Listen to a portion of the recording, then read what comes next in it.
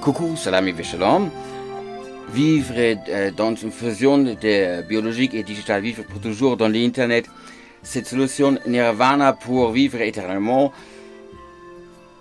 La vérité est simplement, dès que vous êtes branché, votre personnalité sont écrasées par les data aléatoires et vous êtes remplacé par l'Internet. Vous n'existez plus, c'est quasiment votre exécution. Et je dis ce pas légèrement, moi-même j'ai eu un AVC dans lequel, si vous voulez exactement savoir, il y a tout mon cerveau est intact, mais pas tant branché dans le périphérique. Donc c'est à peu près monsieur Elon Musk a espéré si on transmet son tête quelque part ailleurs. Comment marche maintenant les mémoires? Les mémoires, vous avez les hippocampes, dans l'hippocampus est seulement votre l'information présentée, mélangée avec ce que vous savez en ce moment. Et après, restocker. C'est quasiment, je vous donne un exemple, je prends maintenant un livre, et tiens, c'est un OG en plus, je vous lis de ce livre un passage, après, je rajoute quelques notes. Et après, je mets le livre avec les notes là. Donc, le livre va exister maintenant dans cette mélange, à peu près comme ça, et votre mémoire.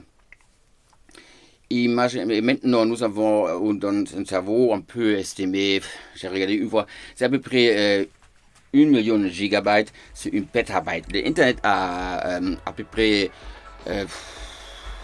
40 000 pétabytes. Donc, beaucoup plus.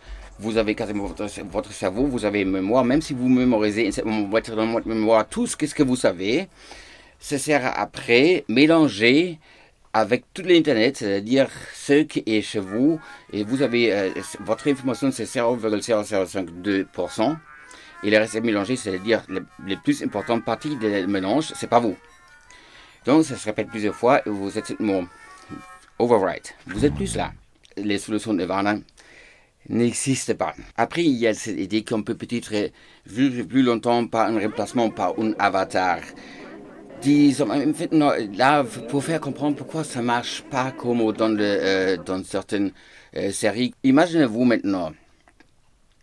Vous êtes en fait un clone, 100% vous, et qui vit à part, et après on vous tue.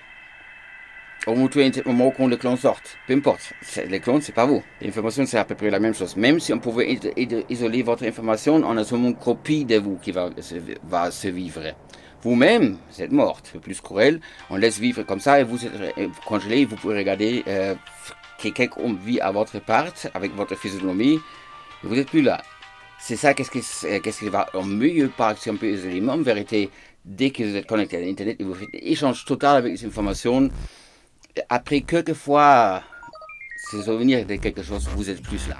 Maintenant, je vous parle toujours, on pouvait utiliser pas pour remplacer la communication, les connecter, on pouvait pour agrandir.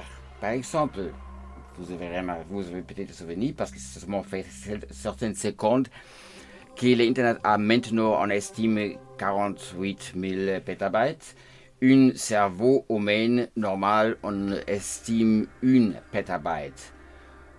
On a 9 milliards de personnes et on a un système de connecter indirect maintenant tous ces cerveaux sans que les données soient effacées.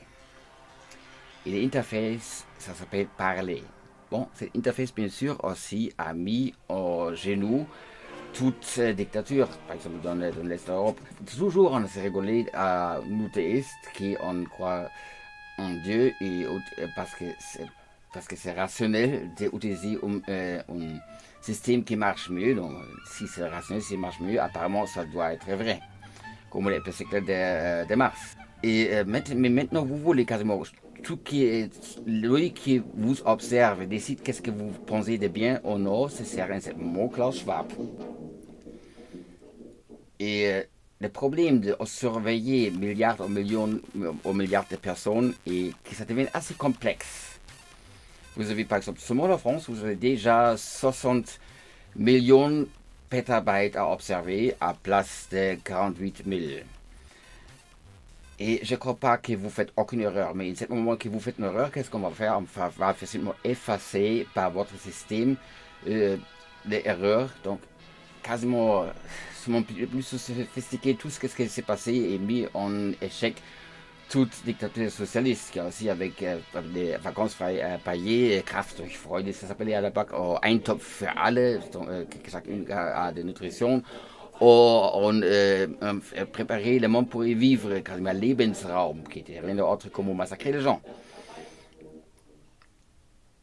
C'est trop pareil, ça va passer de la même façon, et c'est pourquoi ça marche pas.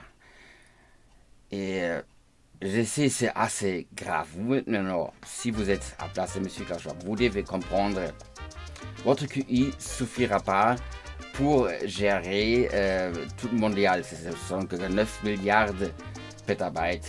Vous ne pouvez pas prendre les meilleures décisions, même si vous pouvez tous observer. Donc ça ne va pas marcher.